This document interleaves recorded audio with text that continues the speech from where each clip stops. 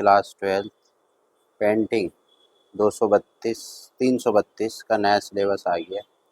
जो बच्चे अप्रैल और अक्टूबर में एग्ज़ाम देना चाह रहे हैं उनके लिए खुशखबरी है कि अब सिर्फ 60% ही सिलेबस आएगा। टोटल लेसन थे 15, जिसमें से 40% माइनस यानी 5 लेसन ख़त्म हो गए। सिर्फ आपको फाइनल एग्ज़ाम में 10 लेसन्स की तैयारी करनी। कौन कौन से लेसन होंगे? लेसन 1, 2, 3, 6, 8, 10, 11, 12, 14, यही लेसन्स आपके फाइनल में आएंगे और इन्हीं की आपको तैयारी करनी। और ये जो 5 लेसन है ये नहीं, लेसन नंबर 4, 5, 7, 9 और 30, इन लेसन की तैयारी मत करिएगा क्योंकि ये फाइनल में नहीं आएंगे। आपने जो टीएमए जमा करे थे उसमें ये आ गए।